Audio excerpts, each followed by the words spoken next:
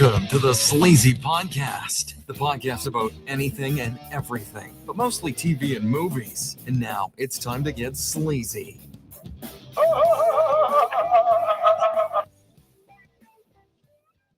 What's up, everybody? This is episode 215 of the Sleazy Podcast.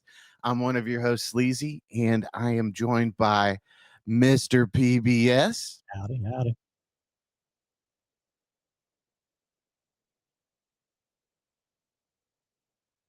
And he was very late today.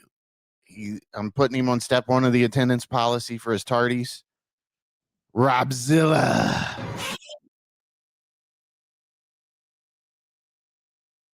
Hello. How you doing, buddy? I'm here. So- I'm here. Why were you late? Like I fell asleep. 35 minutes, something like that? I fell asleep. You fell asleep. Yep. Because you can't sleep normal hours like a normal person, right? Exactly. That's why. Okay. No shame in his game. He's like, yeah, I was asleep. Yeah, I fucked up. Big deal. Yeah. It's life, man. The more pressing question I've got, it's a little too mean. I almost don't even want to ask it, but what did we do, Rob, to get this naked view of your double chin? What happened to the beard?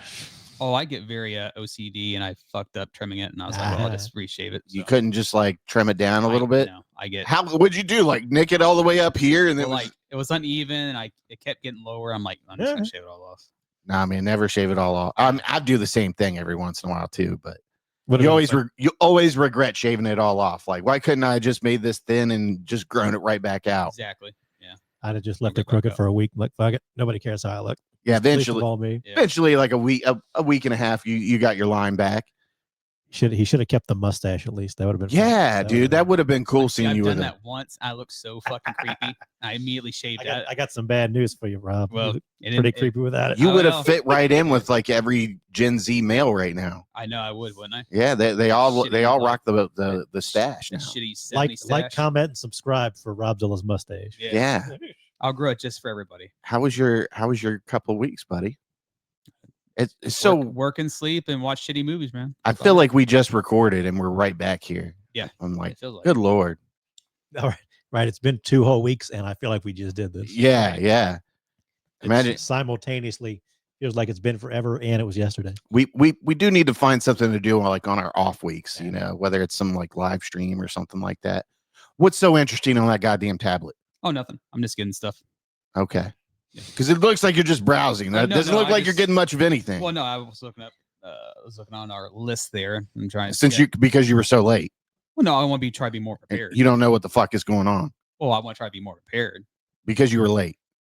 No, it has nothing to do with being late. Yeah, Even though I was not it- late. I was still like. Can trying you to be screen prepared. share his tablet like the whole episode just to make sure he's staying on task? That would be great if we could have like it just in the corner. Like, That- what's Robzilla looking at? Dude, that would like my anxiety would shoot to the fucking roof. Like What's I can't that- do it, and I'll shut it. What's That's that tab you got open there at the top, Rob? Horse what? Workhorse. Rob's secretly reading, far left Reddit threads and secretly planning his next outing somewhere. I am Charlie Kirk. What? Why I would you am. be Charlie Kirk? Well, you haven't watched all the TikToks on there? Oh, is that what they're saying? Oh yeah, you haven't The- seen the that? people that are posting. No, I haven't seen anything Oh, that like shit's that. hilarious. I I haven't seen- comment. I'm like, get fucked, hillbilly. I've seen the videos of people putting, their sunglasses on, looking tough, and they're like they After mess they with just walked Charlie. out- after they just walked out of their trailer, after banging their sister and drinking a 12-pack of Mountain Dew. Yeah. We're scared. But we'll hold off on that talk. We are going to talk about Charlie Kirk because we do talk about current events. You were just talking about it before the show about some people losing their job talking about Charlie Kirk. Rob's got like 3 jobs to lose. Yeah, It's the roll He of the won't- dice, baby. It's the he roll of won't the lose dice. one of them for sure. I know that. Oh, I know one. Hey, you need some more hours? And you need me to work? Yeah, Hell yeah, I'll take 4 days off. Why don't you come work? yeah. No, we'll talk about Charlie Kirk in a little bit, and we'll try to keep it as kosher as we can. I really don't want to. It's crazy news, so we got to talk about it. We'll try to be nice. It's one of those things where I don't want to offend somebody, but I don't think there's a line that you can stay behind and not offend. You know what I mean? Like you're going to offend You somebody. can be the nice, like, oh well, I just wasn't a fan. You should fucking die. I've seen that's what it is. people like literally. Sorry about that window sound. That should Oh, be that's all right. muted. I've seen people literally say, pretty, how do I put this? Like, Calm, normal stuff. yeah, like they're being as polite as they can, and they're like, hey, I wasn't a fan. I feel sorry for the fan. How dare you? And it's like, oh my God. He assassinated the Pope. Man, he was a popular dude. I didn't know he was that well loved, to be honest with you. You couldn't tell me that. I'm surprised I have to put a disclaimer that like the views expressed in this podcast are only of those that are right. And actually, we can say that our views are warning, big flash. Yeah, this is not expressed by any of the companies we work for, and this is solely our opinions. So that disclaimer's out of the way. Podcast, mofo. Yeah. Whack. Yeah. Before we get the show started, I just want to remind each and every one of you that listen and watch, if you could please subscribe, hit the subscribe button, hit the like button on YouTube. Make sure you're sharing the show. That does tremendous things for us, and it helps us grow ultimately. And I mean, that's the goal to a degree. I don't want to be huge, but I like having a decent amount of listeners. That's always fun. Oh yeah. And you're more than welcome to interact with us. If you don't agree with something, you're not going to hurt anybody's feelings over here. No, we're not going to yell back at you. We might post a silly meme or GIF or GIF, however you say it. But that's the whole deal. We want you to interact with us, and we would greatly appreciate it. Robzilla would greatly appreciate it. It's all fun and every love, like that you do, he grows a whisker on his face, and he covers up that double chin. You get 1,000 likes, I'll grow my horrible mustache. Yeah. Since that's what everybody does. Like, if you give me 5,000 follows. Oh, that would be great. Yeah, let's do that. Mm-hmm. So if we get 1,000 likes on this YouTube video, Rob will grow a mustache out. Yep. There you go. And you got to wear it for like 3 months. Does that sound fair? That's fine. Okay. Mm-hmm. All right. But we think we got a good show for you. We're going to do crazy news to open the show up. We will start with Charlie Kirk in the crazy news because it is crazy news. And from there, we're going to go to the latest UAP hearing that was held on Congressional Hill. Then Robzilla's Tubi pick will come after that. And we'll move in and briefly talk about Wednesday season 2, because I don't think there's much to talk about with it. Yeah. So that'll be like a really quick thing there. Then I think we've all seen the Conjuring Last Rites now, right? Just watched it. So we'll talk about that. And to close the show out, we're going to talk about the Netflix documentary, Unknown Number, the what was it, the High School Catfish story or something like that? Yeah, that's what it is. Is that the exact name of it, Rob? Right. Producer, have it up and ready. Why is this tablet shit? Yeah, why are you on that? You're not on your tablet? Oh, no, I'm just the phone's broke, right? It works fine right now. Then it's going to reboot here in like an hour. Oh, okay. So it usually does that. I feel like get your story straight. I feel like Bill Maher on Friday night, just constantly just letting Rob have it like he's Ben Shapiro. I know, right? Did you guys see that, by the way? He put him in his place, I thought. Cut the shit, Dave. And I've not been a fan of Bill Maher in like 10 years. Yeah. What's going on there? Are you looking up the whole name? Yeah, it's Unknown Number, the High School Catfish. The High School Catfish. Yeah. Okay. I knew the catfish was in there, but we'll close that out. And listen, if you haven't seen it, we'll probably do like 5 minutes and tell you the story, and then we're going to get into the juice of it. It's going to be a spoiler. Yeah. We're going to talk some spoilers. And same thing with The Conjuring. We'll give you 5 minutes or so of spoiler-free talk, and then we're going to get into it. The butler did it. Yeah. In the hall with the candlestick. All right. So for those of you that don't know, do we have like a article or anything we want to read off for Charlie Kirk or anything? I put the timeline in there. Okay. Excellent. That works, dude. That works. If you want to run through that. I just got to find it. View all comments. I'm excited for Rob's Tubi pick, by the way. You should be. It's shitty. Should I now? Mm-hmm. Okay. Ooh, and it's from NPR, right up Mr. PBS's alley here. All right. National Public Radio, defunded by somebody made a TikTok, and they were talking about, people who are saying the reaction to Charlie Kirk was insensitive. And they're like, look, if you think it's bad now, wait till that orange highlighter dries up. Yeah. Yeah, that's not going to be very people are not going to be happy if what's his face dies in office. The amount of hate that he will get. Oh yeah. All right, let's get a better view of this. Okay, 33 hours, a timeline of Charlie Kirk's shooting in the search for a suspect. This was this does look like it's from that day, right? This picture right here. Yeah, that Yeah, one it's is from the- yeah. So what were you guys doing when you heard the news? Like, I mean, obviously we're all working. Working. It was then- Wednesday, right? Yeah. I was working and I saw my wish my phone was working fine. So I see you guys are in the messenger chat basically, and then I'm like, oh my god, him in the fucking jugular. And it's like, there's no way you lived. I'm like, what are you talking about? I scrolled up. I'm like, that's got to be AI, right? I'm like, no, it's not. It looked like AI. Yeah, it did. Yeah. So that's why I had to wait, man. I'm like, wait a minute, That's is that what- really real or? I was working and I got a text message from Matt, and he was like, "Dude, they somebody assassinated Charlie Kirk," and I was like, "What?"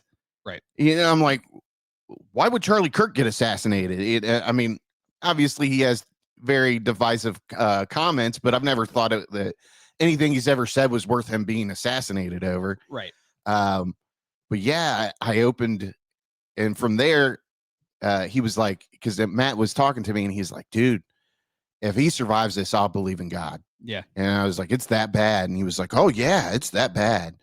And I saw the one angle from like I guess it would be like the right side Mhm. if you're looking at the camera there, and it didn't look bad. It looked like it just grazed his throat, and they got it. You know, I thought maybe they got him on the ground or something to protect him. And then I opened The front one. X, and it was that front one that was zoomed right in. And I mean, you could just, it's very graphic. Yeah. It's very, very graphic. As soon as I saw that, I'm like, he's gone. I'm like, you might as well just call a hearse. I mean, you can literally see like the life leave his body. Yeah. Like it was a hell of a shot. And immediately I was like, whoever pulled that trigger knew exactly what they were doing. Yeah. You know, I don't know if they were professional, but they knew how to shoot. Yeah, they've handled a weapon before. Yeah, Like, yeah. But you know, it's funny. I turned on social media after that, and there was people calling for civil war and violence against the left. And then a little bit later on in the day, like well, it wasn't even a later on in the day, or was it? Like President Trump was calling for later in the evening. Yeah, it was. But he had. How is it? I mean, obviously, I know how he.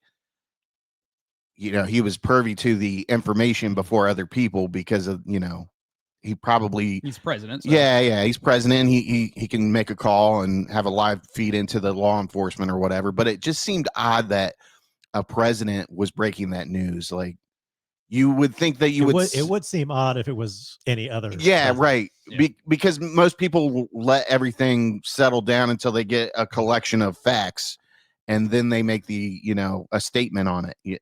It's like when President Trump was his assassination attempt, you know, it's like Joe Biden released something. I'm pretty sure it was later on in the evening, and I don't recall exactly what man. and it was very subtle, like, hey, we need to calm this down all over the board here.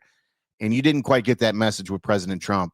No. It was calling for violence, you know. I shouldn't say calling for violence, but blaming it on one particular side without the facts all being out there yet.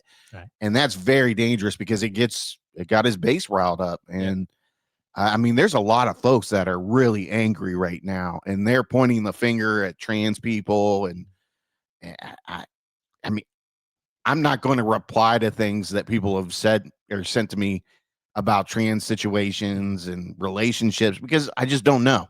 Yeah. We don't know 100% of the facts yet. Yeah. But there are breadcrumbs that are kind of leading us down a path of, we can say that this guy's probably not a radical left lunatic, as they would say. Right. But then again, it's like nobody knows because Fox News is reporting that he had a trans partner. So, I mean, there's just, you cannot give a 100% comment on it and not look like an idiot at this point. When I keep hearing that, I just think of Heath Ledger, Joker. It's all part of the plan. Yeah.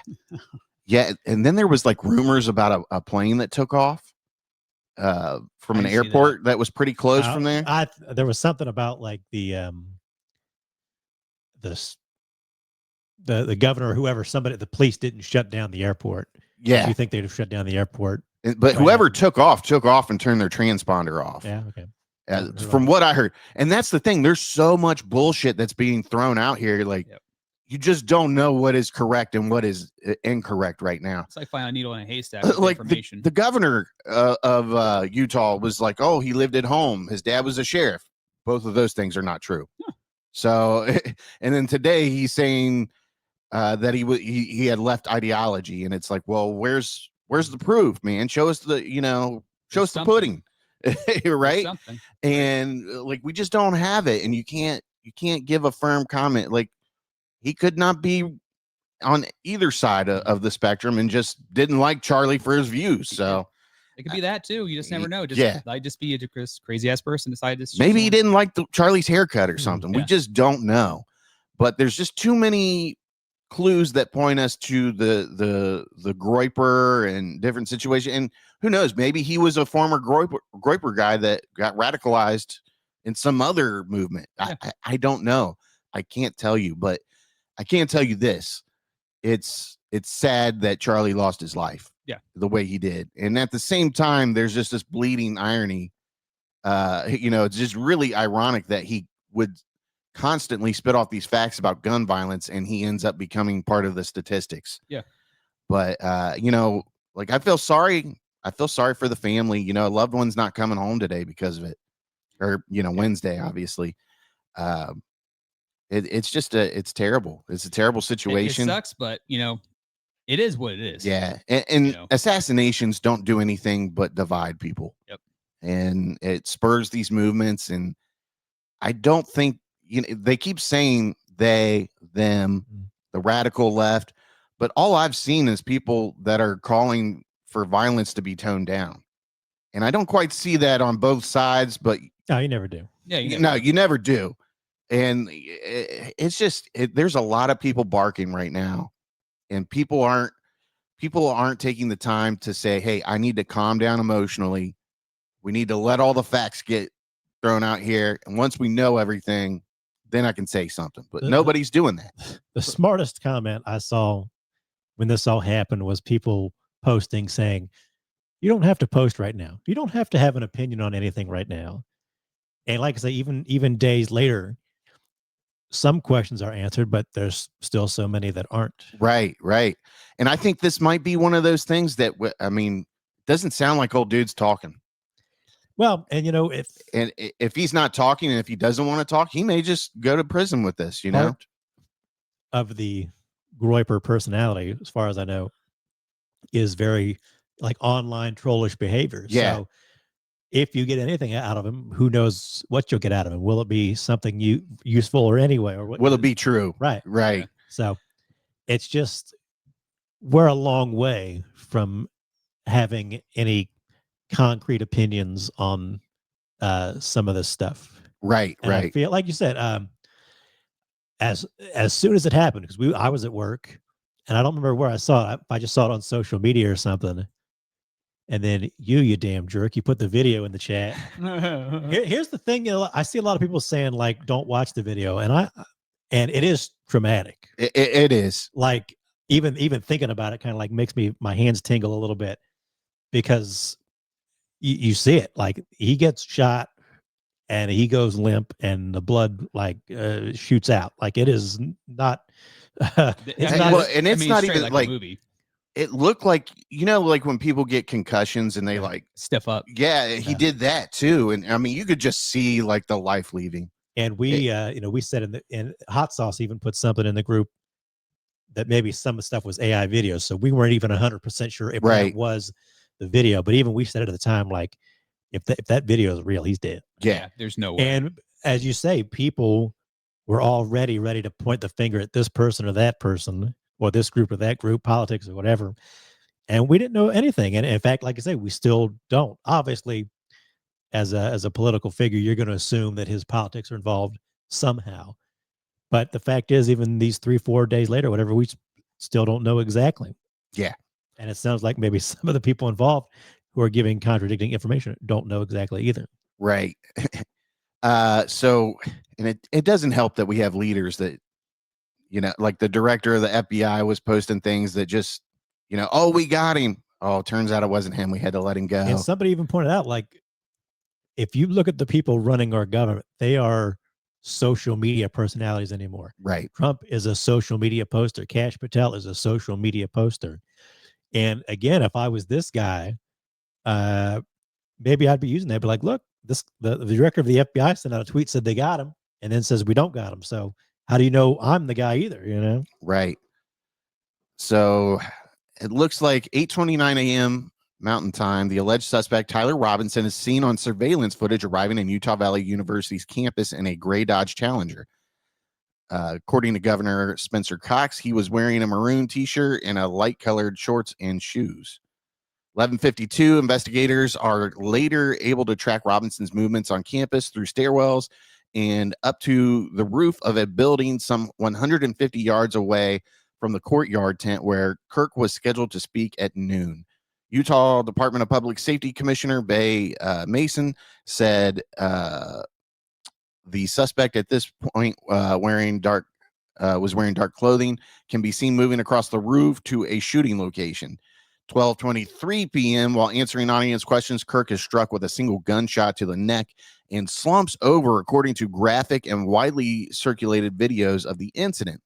The crowd, which officials said numbered some 3,000 people, dispersed in a chaotic scene, with Mason later saying students ran in fear and some barricaded themselves in classrooms. Social media videos from the scene, not verified by NPR, show a group of people carrying Kirk to an SUV, which took him to Timpanogos Regional Hospital.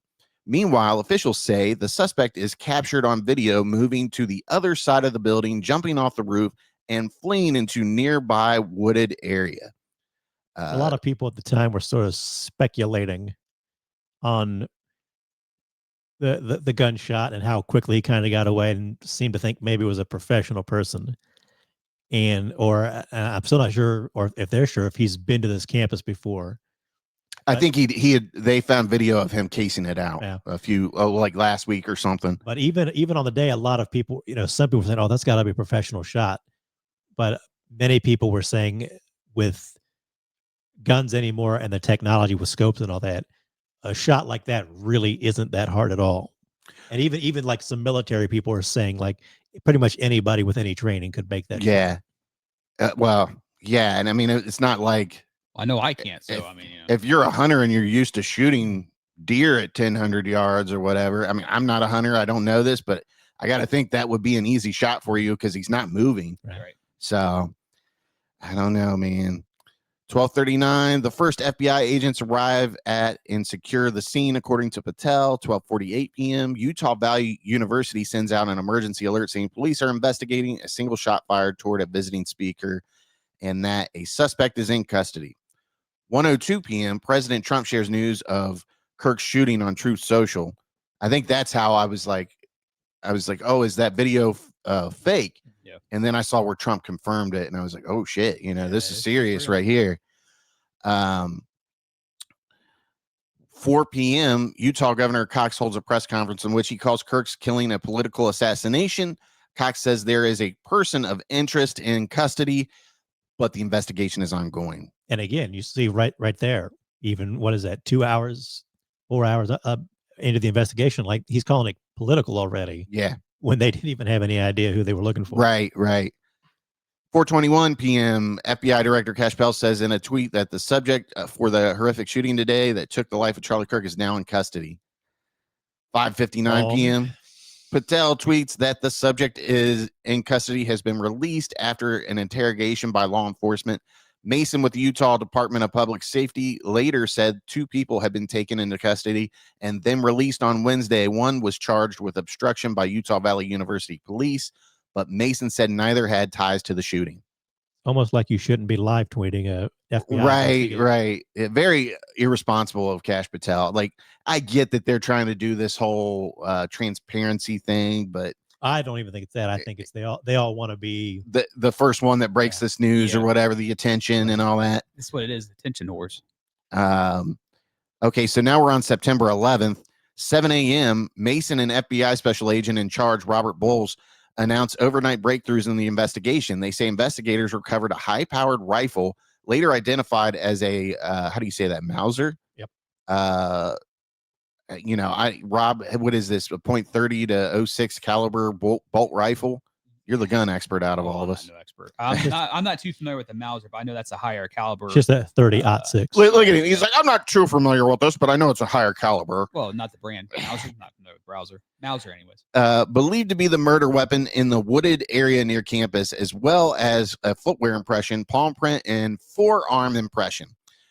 They say they were able to track the shooter's movements via surveillance video, but could not verify his identity, saying only that he appeared to be of college age. And that's a weird thing too, leaving the gun behind.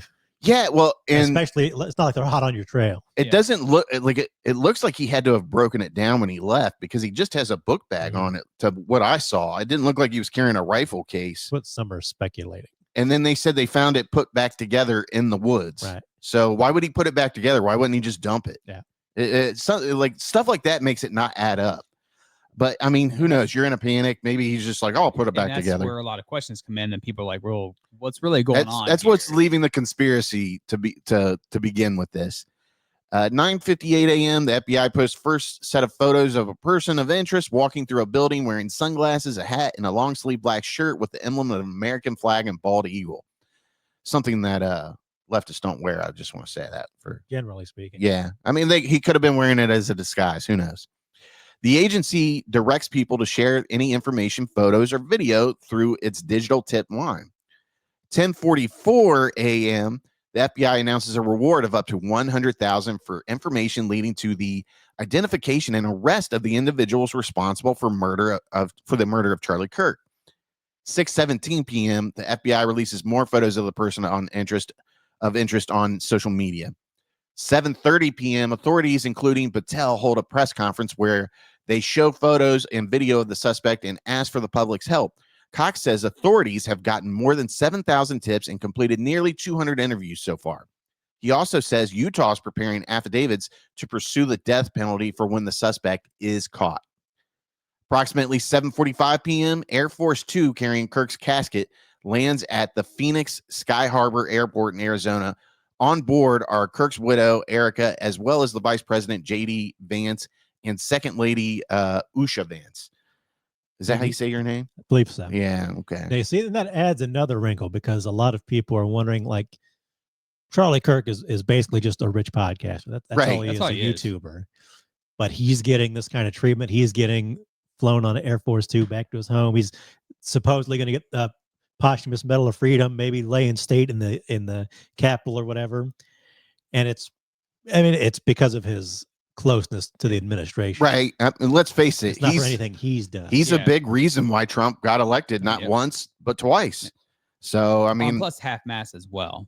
It only makes sense that they go out of their way to treat him. Because here's the thing: if they don't do all this, his base is going to get fired up. Like, I mean, they're already fired up. Imagine if they didn't do it, something like this. They'd be calling for his head. Yeah, they would be saying, because then, people will be like, oh, he's not doing, maybe Trump had a part in this to get rid of the Epstein files or something of that nature. And who knows?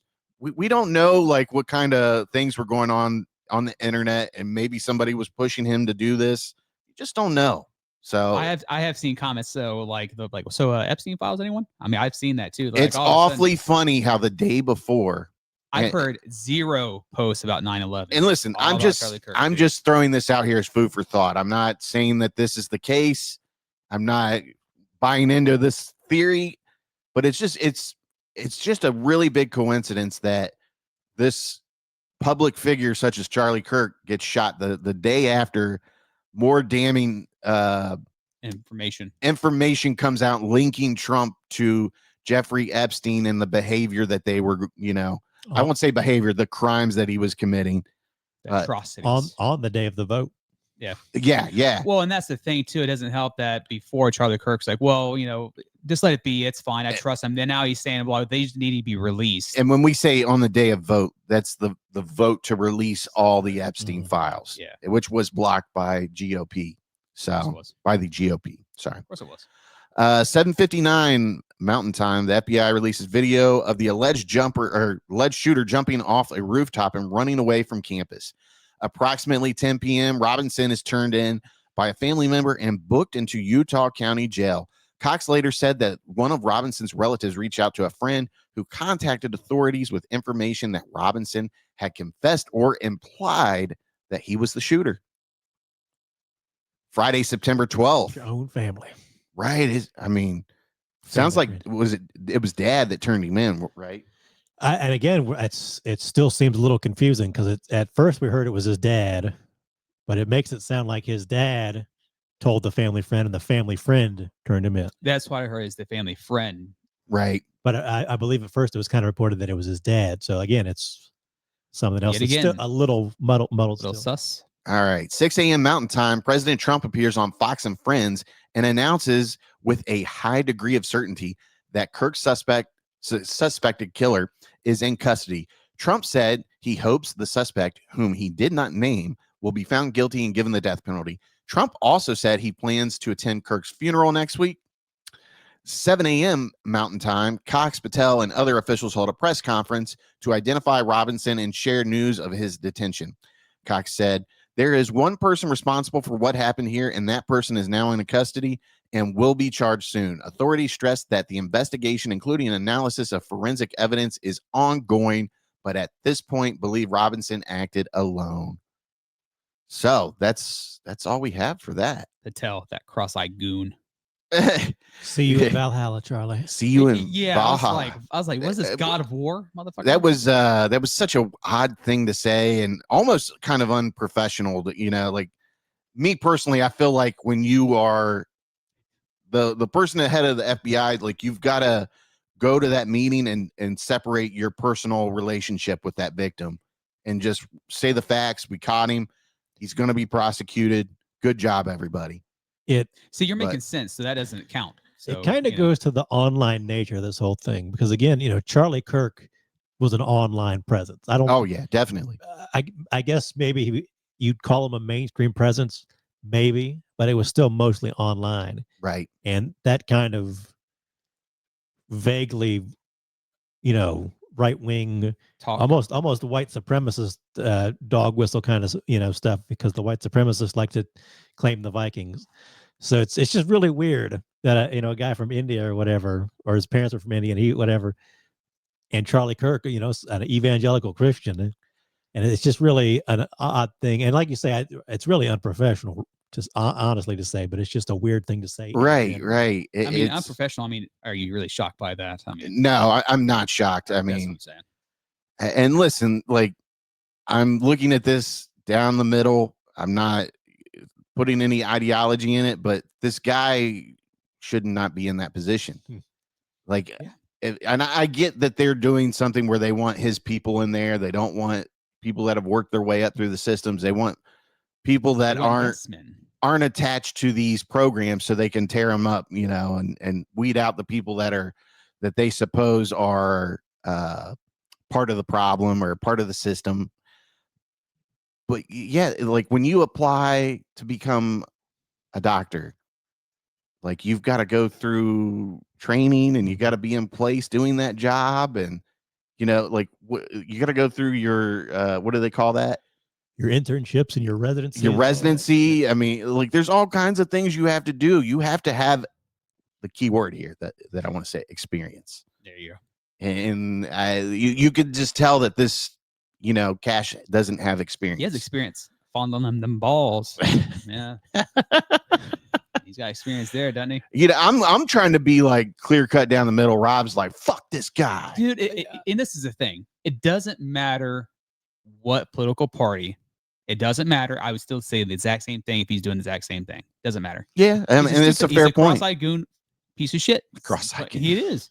Look at him. He's so fucking weird. Like he just did a bump of coke. And like he does have some weird like reactions when he's just standing in the back of these. It's just like he's lost. It's like I'd like to ask the question of if Cash Patel's ever partaken in Elon Musk's ketamine stay. So let me get a bump, Elon. It wouldn't surprise me. I don't want to insinuate anything. But I mean, just to reflect on this, it's very sad that, you know, somebody's husband didn't come home, somebody's father didn't come home. And it's obvious, it's got to be obvious because somebody didn't like the things he said. And you know, and that does not mean that they are a trans person. It doesn't mean that they loved left ideology or right ideology, because we just don't know yet. and there's a lot we're kind of going around just because we don't, you know, we could do a whole show talking about this if we wanted to, and we don't want to. No. But like, you know, I'm not gonna sugarcoat it. Like, I didn't like Charlie Kirk, and I don't like his politics. I didn't like a lot, anything maybe he said. And it's weird to see so many people kind of eulogizing him like he's the next MLK, or, you know, I sent you the TikTok where somebody's like, the way some of these people are talking about Charlie Kirk, you think he's going to rise from the dead in 3 days. Yeah, that's exactly right. They are propping him up on a pedestal. Yeah. I don't know if that has to do with just how much do some people know about Charlie Kirk. And, you know, we've been talking about, like, do they just seem as like, oh, he's just the debate guy who's a Christian, and yeah, that's all I hear. And do they not listen to his podcast and know some of the things he said about George Floyd and black people and women and anybody else? Here's a direct quote. You know, like, white people not getting jobs that they're qualified for because they're giving them to black women that don't have the same brain processing power that the white person does. That's a fucked up thing to say, man. Like, good people don't say shit like that. And listen, I'm not saying that he should have been shot, because I'd rather see Charlie Kirk alive and getting slam dunked on by kids, you know, in debates or people in debates. But like, he didn't, it was a UK where he he got massively. He got it handed to him. But he got handed to him. Like you're saying, I'm not going to miss Charlie Kirk. Like I said, I'm not trying to sugarcoat that. But there is, like I say, we're talking about the video, like, there is something like psychically damaging about a political assassination. Yeah. And it just like that video, like, there's, you know, it's like when you think of the political assassinations from the 60s, like, for that kind of stuff to be going on, there's like something in the air that's just not healthy. Right. It breeds other factions, and it's not healthy for anybody. So the same, like I say, as I said, I don't like his politics, and I'm not going to miss him one bit. I don't think you should be, you know, out there killing political opponents, and it's not good. Because, you know, we talk about political violence, and some people act like political violence is just this, but, you know, political violence is also, you know, what's going on in Gaza. It's tearing up homeless encampments and just throwing people's stuff away. It's the same thing as, you know, living in a country where it's getting harder and harder to afford the basic necessities. It's getting harder and harder to have health care and have your health insurance taken care of. All of that stuff is political violence as well. It's not just this. Right. And it's people, it's a spark for a powder keg is what it is. And people, they fail to realize that. They think that, you know, these policies and stuff like that are just the American way and stuff like that. Like, no, this is violence against your countrymen, your fellow countrymen. And like, you got to stand up to it at some point. Not violently, but well, maybe even violence. Like, we're Americans here. Let's not pretend that right. Our country it's never been peaceful. Our country is knee deep. Let's not sugarcoat this. That's another thing. You know, people act like there's never been assassinations here. There's been assassinations since we've stepped foot on this revolution. This land. Native Americans, slavery, blah blah blah, everything. You know, this land is covered in blood. It is. So I don't want to hear it. You know, it's very much a bigger issue than the Sleazy Podcast. Yeah, more than I would like to discuss more on it, you know. Yeah. So but it's just I want to, it's not an easy issue. Right. It's not an issue of pointing the finger saying, oh, a leftist did this or anything like that either. Yeah. Because I don't think the evidence is pointing away from that, I think. And it's if it goes that way, I think it's going to be even more complicated than people think it is. Well, it's funny, like the next day when they found out that this guy's as American as apple pie, right? And they find out he comes from a Mormon family that's very conservative. They're big Trump people. He bleeds red, white, and blue. There's pictures of him with, Trump for president, even though it appears he never voted in any election.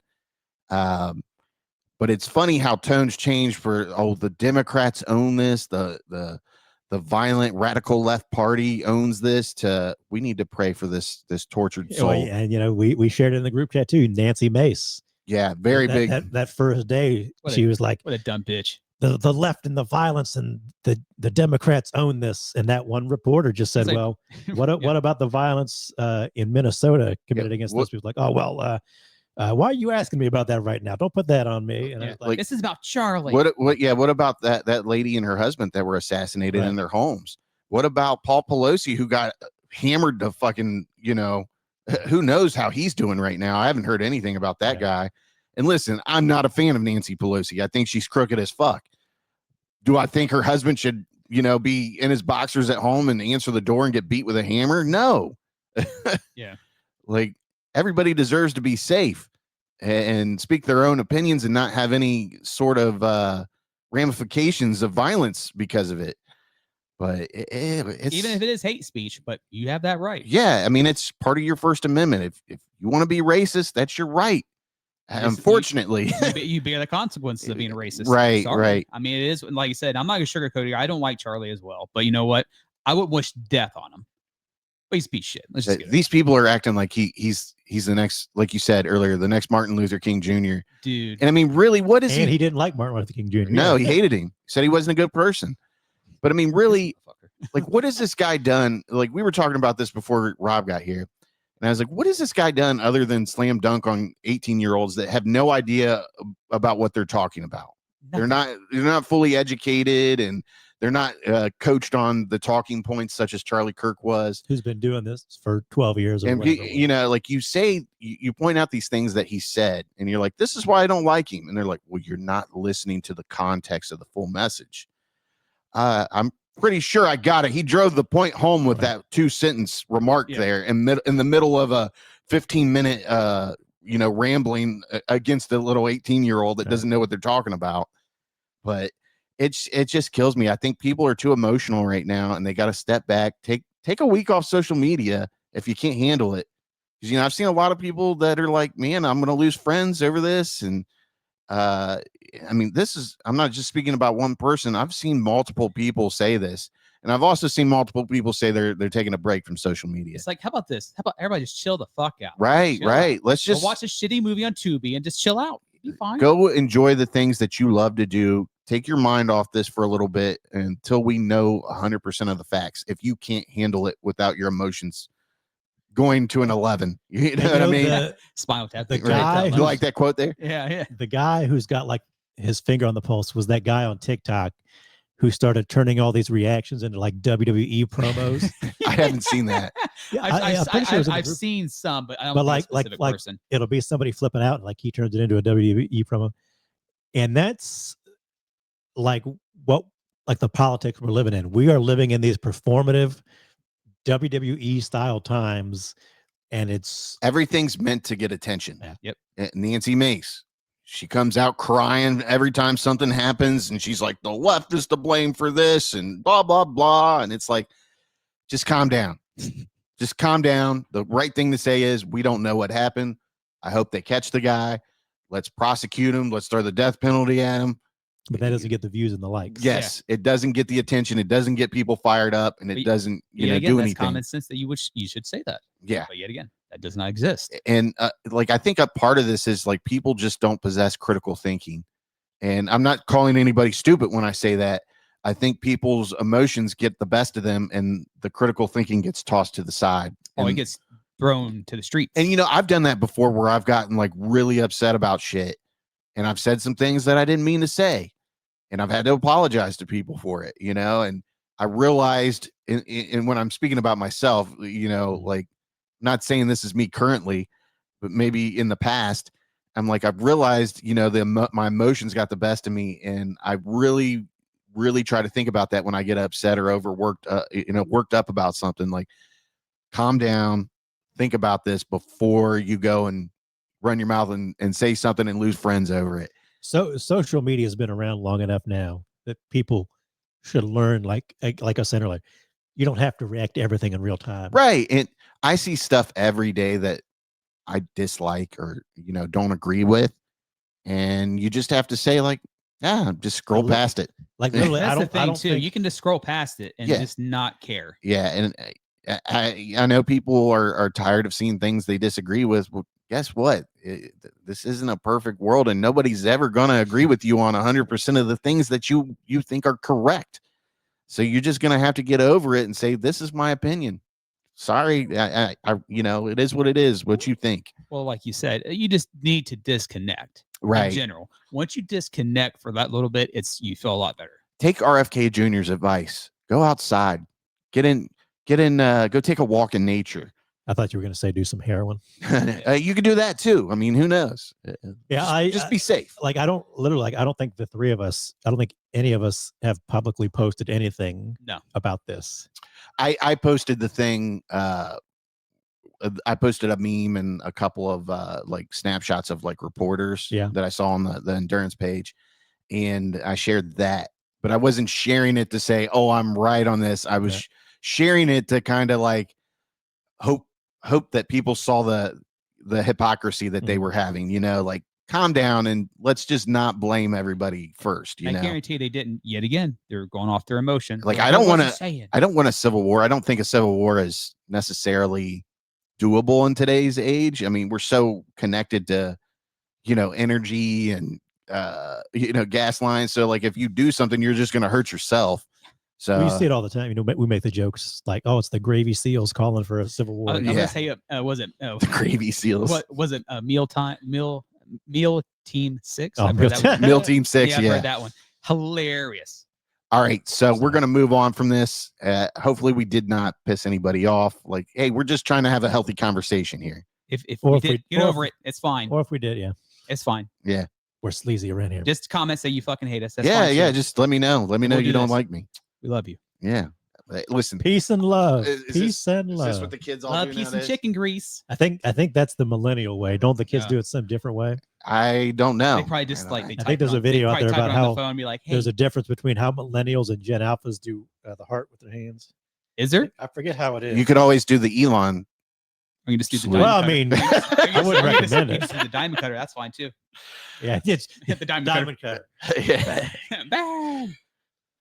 So that's enough of that. Before this craziness happened, I think it was Tuesday, they had a UAP hearing. Yes, it was 9/9. Let me put this up on here, but I just highlighted what I thought was like the key moments. Another distraction. Yeah, for sure. Let me see here. I'm going to get a little bit better of a view, I think. I sent a meme to you and Waddell. I was with the alien like beaming someone up. I'm like, get me the fuck out of here. Yeah. Like people talk about aliens invade, like just do it. Just we're obviously a failed society at this point. So here we go. Here's this video. Remember, if you guys need to say something, just let me know and I'll pause the video so we can, because it'll just cut it out. Yeah, I forget about that. Yeah. Thanks. Reminder. All right. Events are real, but whether we have the courage to face them. True leadership requires vision, a willingness to confront the unknown with transparency and resolve. These phenomena challenge our deepest assumptions about reality, consciousness, and our place in the universe. The light then flies across the base, across the flight line, and as it flies to me, a triangle manifests around the light. I can't tell you if it's active camouflage. I can't tell you if it appeared around the light, but I can tell you that it was a white light, and then it was a triangle. It stopped about 100 feet in front of me and approximately 100 feet above me. My telephone got extremely hot, completely froze, dead. I remember how thick it was. That dude is shaking like a motherfucker. Do you notice that? He looks terrified talking about this. Yeah, there's certain people when they do. Kind of looks like he might be an alien. Yeah. Yeah. That they're like terrified. And I thought, like, when I first saw his testimony, because I watched it live while I was working. Yeah. And when I first like looked over and was like watching his opening remarks, I'm like, this guy looks like he's full of shit. Yeah. And watching it back now and seeing like how terrified he looks, I'm like, oh man, something must be up with this dude. It was between 1 to 2 stories thick, equilateral triangle. I could never see the top of it, and the edges were 90 degrees. There were 4 lights in total, 1 light on each corner and a larger light in the center, 2 to 3 times the size of the corner lights. But what was really odd was the outside. The best way to describe it is like looking at a James Webb telescope picture where you have the colors and then the black background. So the craft itself was this black metallic flake paint, but on top of the craft was this gold lava, plasma, some type of fluid going over and around the craft. I'm under this for about 2 to 3 minutes, and then the center light flashes 2 to 3 times, no sound, immediately shoots up to commercial jet level minimum, in my opinion. And I immediately feel static electricity all over my body, and then I smell the smell of after a thunderstorm or lightning storm. I can tell you, you'll see those files that I shared with you. They did find stuff. There was an incident in October of 1982 over an ICBM base where UFOs popped up, was observed over this base where the missiles are pointed at us, United States. These UFOs perform incredible maneuvers. They split apart, they fuse back together, they'd appear and disappear. And right at the end of this 4-hour period, the launch control codes for the ICBMs lit up. Something entered the correct codes. The missiles were fired up and ready to launch, and they could not shut it down. The Russian officers were panicking. The UFOs they disappeared.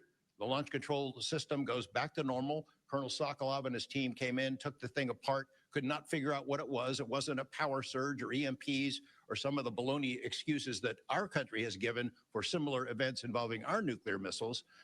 They thought it was a message from wherever the UFOs were from. And that's a chilling thing. I mean, we were a couple of seconds away from World War III starting, and the UFOs were responsible for it. I want to cue up a video that I've been given. And as before it starts, I'm going to describe, this was taken on.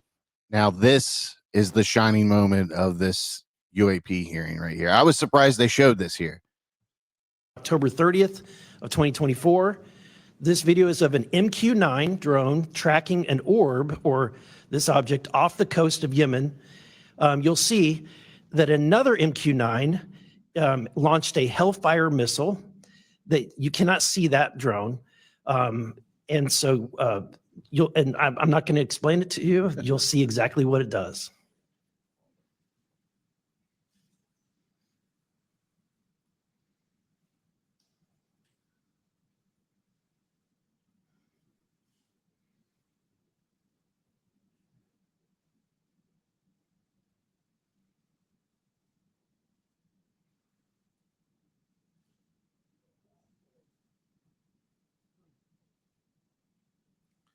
Crazy.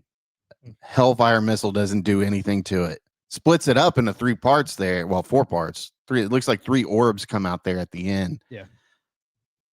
I don't know if we have anything that does that. And it doesn't sound like any of these military people that were on this panel had any idea. Now, that doesn't mean we don't have it. Right, but it's just when you hear, like I said before, these fighter pilots, these military experts, they're like, I don't know what that They're is. terrified when they see this and stuff. they're like, yeah. I don't know what that is. You see Jeremy back there, just that dead face. I just want to smack shit out of him sometimes. Like, just have some emotion. Like, he's just like dead face. Like, Jeremy, come on. Jeremy Corbell. Yeah. All right.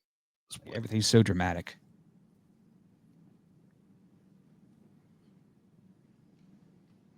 This is when it zoomed out. So you can still see it traveling.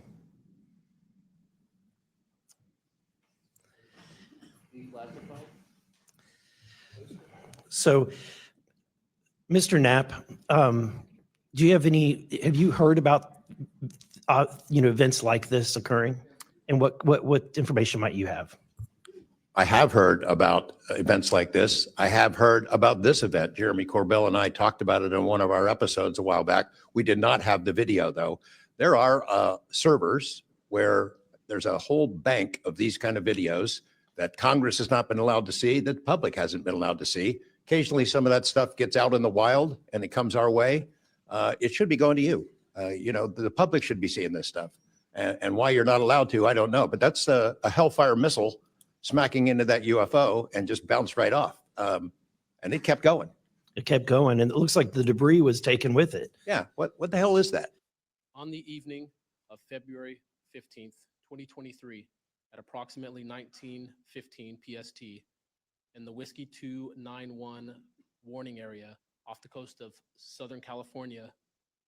I was serving on board USS Jackson. During that period, I moved between the Interior Communications Center, ICC-1, and the bridge wing, correlating the sensor picture with visual observations, part of my routine responsibilities for surface and air picture management. What I observed and what our crew recorded was not consistent with conventional aircraft or drones as they appear on our system. A self-luminous tic-tac shaped object emerged from the ocean before linking up with 3 other similar objects. The 4 then disappeared simultaneously with a high synchronized near instantaneous acceleration. I observed no sonic boom and no conventional propulsion signatures. No exhaust plume, no control surface articulation on the Sapphire image system. Shortly after the synchronized departure, radar tracks dropped. These observations were multi-sensor and recorded inside of ICC-1 with time location overlay visible in our source frames that have been made public by journalists. I'm not jumped to the conclusion that I believe that there are, aliens coming from another planet. But I'm open to that. And I think that it's our responsibility, especially when we're seeing that we have a government that is actively blocking information from us. I was off duty, sitting in my backyard with 2 other police officers when we noticed what first appeared to be a satellite in orbit, but it wasn't acting like a satellite. The light was strange, it was pulsing, and then it started to maneuver. It dropped in elevation. At times it would vanish from view and reappear in a different location in the sky. And eventually it reappeared 200 feet over my house. It was a 30-foot diameter sphere of light. My friends and I watched it for a moment, and then it gently accelerated and traveled up and disappeared into the stars. Who are the contractors that have this material, the corporations? Well, one of them is Lockheed. And I'll tell you, I'm not saying Lockheed's the bad guys. They're doing what they were asked to do. Sure. They have lied about this because that's what they're supposed to do. But Lockheed would be one. There's a list I can give you, Congressman. Some of the big ones, the usual suspects. Okay, thank The question is no longer whether these That is all she wrote. I wish that guy would have been unprofessional after he showed that video. Like, I'm gonna lie to you here, but that's some scary shit. Yeah. That's the time when it's fine to be unprofessional. Ladies and gentlemen, we are fucked. We are fucked. Sir. We are. You see that shit? You see it? Yep. Hellfire missile. This was probably the best hearing they've had on UAPs so far, I think. Just because, they released a pretty damning video there. I'm not saying that it's alien or anything non-human, but they're hiding something. And whether it's some sort of new technology, energy related, it has to be because, it's defying physics and taking hits from Hellfire missiles, from drones, and something's going on. Yeah. And, you've got congressmen up there telling you they're actively blocking us from finding out information on this stuff. So, and it's like, if it was something national security related, like, why couldn't they put them all in a skiff and just tell them, like, this is what's going on, this is why it's secretive, shut the fuck up and stop, And then show. But they're not doing that. They're actively blocking it at all costs. Like we have drones on all your family, so don't say a word here. And listen, if they are hiding like proof of, let's not even say extraterrestrial, we'll say like ultra terrestrial, which means it's something that's always been here, or even dimensional, then this would be the biggest story of human history ever. Oh yeah, hands down. And that's just, we're spitballing here, and we're not saying that that's the case. This could be some breakthrough discovery they had years ago, and they chose to hide it because our economy wouldn't exist if they gave everybody this technology or whatever. Mm-hmm. So, there's all kinds of variables you can throw out here to why they're hiding this stuff. But the more they hide it, the more suspect it looks. Yeah, it doesn't help. It's like at some point, I think the American people in the world deserves to know what this is. So who knows? How do you feel just watching that video?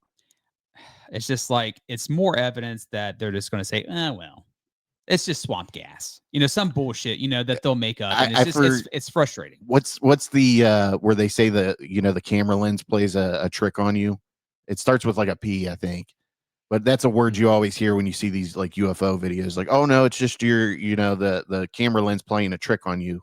And it really doesn't look like that in real life. It's actually a balloon.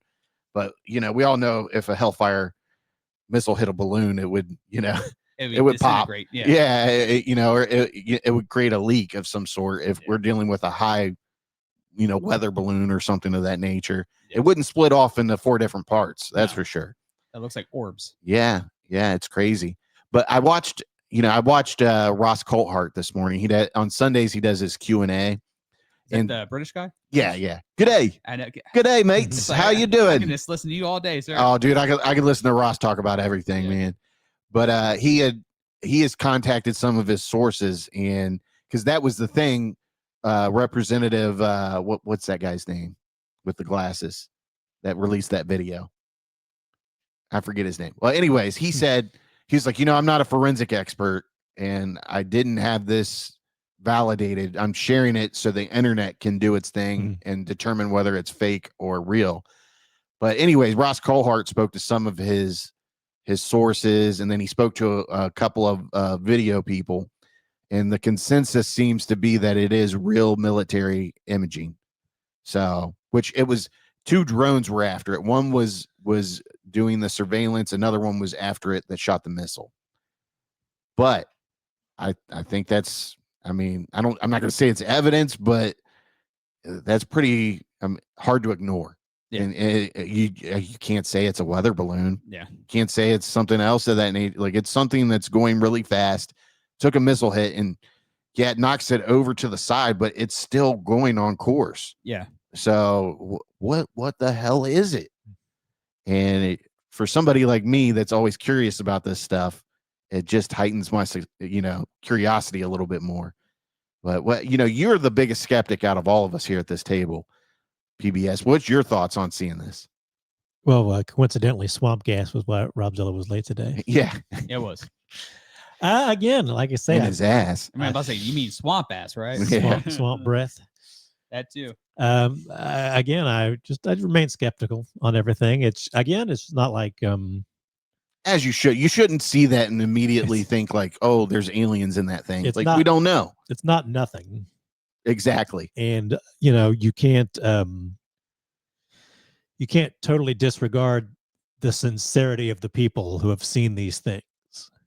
But we also know, eyewitness accounts are flimsy.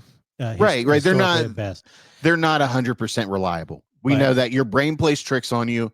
Your brain looks for patterns to give you an answer. Right. And when you are a fan of certain things, that pops up in your brain and you're like, oh, maybe it's that. But like I said, it's not just eyewitness testimony. It's now, like radar confirmation. There's all these different things that confirm what that person saw. And we have to take that full basket of evidence into consideration. Yeah, not to fall back into our previous topic, but it's, again, sometimes you have X amount of information. Right. And even if that is good information, without other information, you don't always know how to interpret the information you do have.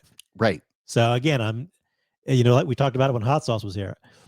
I don't know what it will take to put me over the line to accept some of these things are extraterrestrial. An alien touching your butt at night. That's what it's going to take. Just aliens, if you're listening, molest Mr. PBS at night. Come be the big spoon. What would you do if you woke up and a little gray alien's like just petting your hair, like good Mr. PBS? I'd be like, look, can we get out of here or not? Yeah. What do you have a TARDIS by any chance? It'd be like Jesse Plemons in so we're like, what kind of aliens are you? Are you what was it like? I forget the guy who mentioned there's like 8 different types of aliens. There's like the snake ones, and that dude, man, he talks a lot of shit. Yeah. Well, there's a couple dudes that do it, like Dr. Greer, and then there's actually a doctor that worked on a bunch of Eric Davis is his name. He's supposed to be some some physicist expert, like world renowned, works on all these government contracts. He went in like a closed like hearing or whatever, and he was like, yeah, there's like 5 different species. You got the grays, the reptilians, and yada yada yada. The silvers, the grays, the blues. Whatever. And like Representative Luna was like right next to him, and she's like, what the fuck? Like, what is this dude talking about? So like you hear this shit and you're like, these are smart people. Like, are they? It's like that David Grush interview where he was talking about when he was investigating some of this stuff, and he was like, people were telling me stuff, and I'm like, either this is real or they need mental help. Yeah.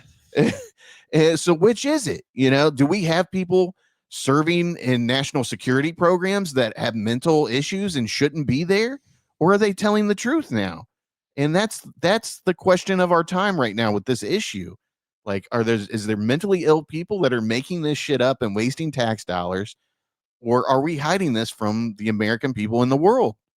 Which is it? And obviously Occam's razor tells us mentally ill, but there's a big percentage, that this is all true. And what is it? Did we have some breakthrough in technology that we just aren't willing to admit because it's going to just decimate the economy?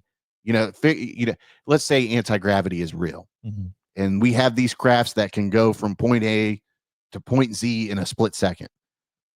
Okay, what does that do if that technology is real? It eliminates gas.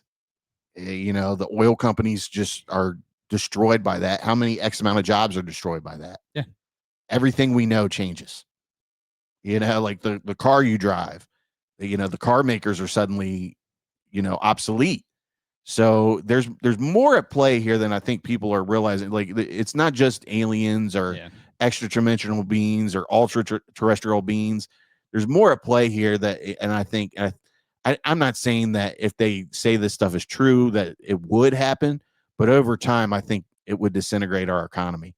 We're gonna live like the Jetsons. Yeah, I mean, some alien insulin. Yeah, I know. Well, and They'll then cure it. Thank God. The big thing is, like, you hear Lockheed a lot when you start listening to like UFO shit. You hear Lockheed has, and that's another thing. Ross Coulthart says his sources say that the Tic Tac video with pilot David Fravor, he was the pilot that chased the Tic Tac video in 2004 or whatever. He's saying that was Lockheed Martin, and that the craft is controlled psionically. So somebody is controlling it, just thinking about it or whatever. And like, apparently that's a big thing, psionics in this. Indigo Swan. Yeah. What is this, scanners now? Yeah, I have no idea. But it definitely seems like there's more than meets the story here. And there's definitely a lot of pushback when they ask questions.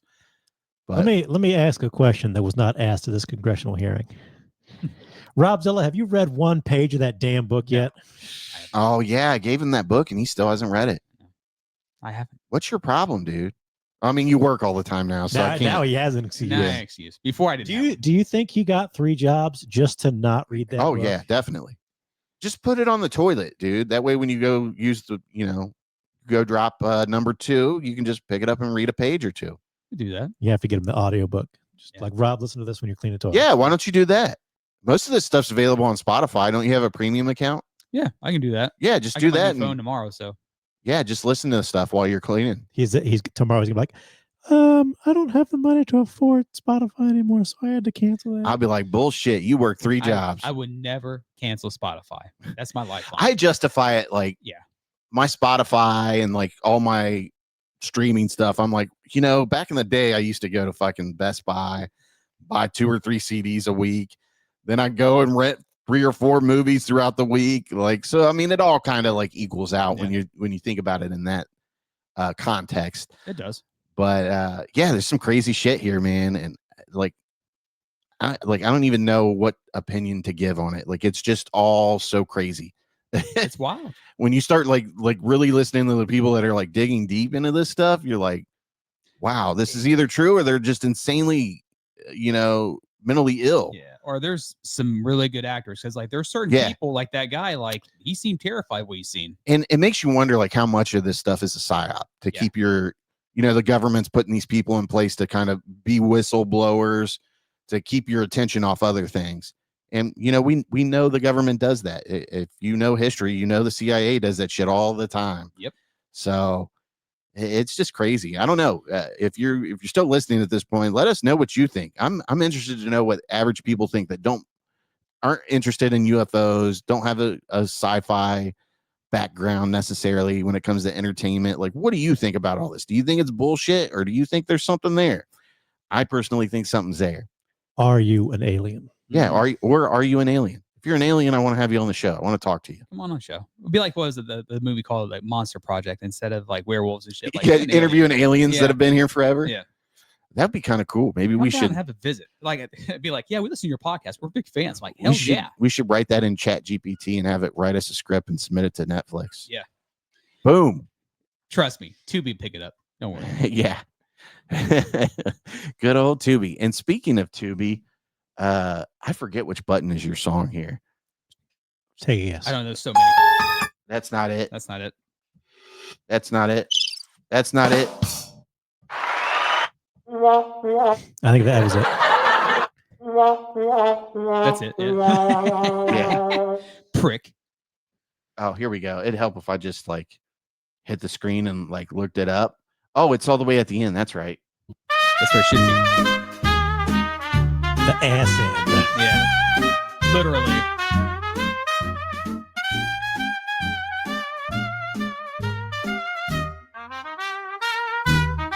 Do a little dance. Zilla's Tubi pick of the week.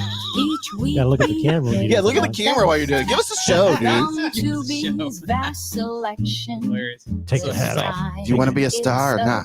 You want to be a star, don't you? I watched a film so bad it made Take your hat off, boy. Yeah, you do that. Yeah, do that. You want to be a star, don't you? So sit back and I think you do, don't you? No, far from it. Okay. All We right. want you to be a star. Yeah. Let's look here. Right, shiny star. I think I have it up here. Shiver me. Oh, I just saw Rob's like ranking of it. Like I usually try to keep that till the end, Yeah. All right. So your Tubi pick of the week this week. Do you want me to read this or you want You do to? it better than me. We got to get you out of your shell and I get some will character eventually. in there. I'll do that. But, Okay. I'll be more lively. Shiver Me Timbers 2025 by Paul Stephen Mann.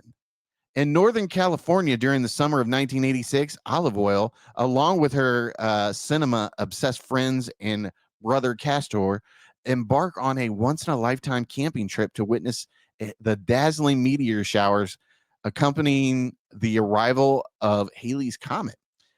But what starts as a serene evening of stargazing quickly turns into a harrowing nightmare when a meteor from the comet transforms Popeye into a terrifying and unstable killing machine. That is a odd looking. Oh, is it a leg he's smoking there? It's a bone. Yeah. Oh, okay. Yeah, it looks like a little leg or something there. The reason Very why, interesting. It is. The reason why I chose this one. So I ran to Mr. PBS today. Yeah. So I've watched 3 Popeye movies that are like. Oh, dark have you universe. really? Yeah. So this is not the worst one. There's one called Popeye's Revenge, which is the worst one. It's not even entertaining, like funny or whatever. This one had some funny parts to it. So I did double check with the director. So he looks like he's only done this movie. Okay. I guarantee you he is an absolute lover of the movies Aliens, Evil Dead 2, and Army of Darkness. Oh man, that bad, huh? Oh yeah, because there's a lot of sayings in that from Army of Darkness, from Aliens Okay. that they integrate into it. But there's a final fight scene. It's fucking hilarious. Like I laughed for 5 minutes straight how bad this one is. But it's hard to describe because I don't want to ruin it because it's that bad, but it's also that entertaining. He doesn't want to ruin it like we're going to go watch it. I know. Right. Just watch the last 10 minutes of it. I have no plans to watch any of this. Just watch the 10 I'm minutes. not even going to watch the trailer for the show unless you guys want to watch it. It's probably not even as good. And we're at 1:14, so we got to get cooking here. That's all right. But what'd you give it? I give it 1. Gave it 1? Yeah, because there's like probably about 3 parts. They're like it's hilarious because it's so random. Yeah. And of course, the fight scene, which is absolutely god awful. The CGI is so fucking bad. It's amazing. Now I'm curious. So that is like a bone. And now the full trailer for the Popeye comedy horror film Shiver Me Timbers. Really 80s nowadays, except for like they have a cassette. You got to remember. Sorry. Okay. Never mind. Good. And trailer for the Popeye comedy Shiver Me Timbers. Meet Olive Oil. She's got it all. Great friends, a loving brother. Such a nerd, Ollie. A promising future. But tonight, all that's about to change. Because tonight, on the night of Halley's Comet, the world's most famous sailor man will transform into a monstrous Slayer man.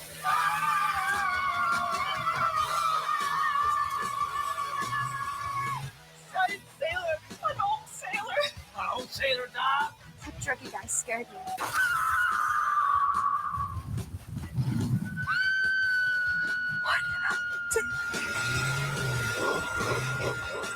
Okay, yeah, I can see what you're saying. Yeah. Yeah, this is it's got shades of Evil Dead gore in it, and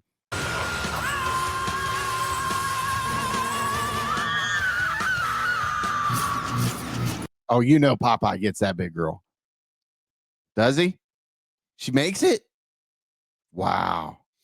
I don't want to watch it now. Like, not that I got anything against big people, but I am a big person. He was down to watch when a fat person was going to eat it, but no. And that porker lives. Fuck that. This film's got sex. Give me some sugar, baby. This right there, yeah. There you go. film's got drugs and rock and roll.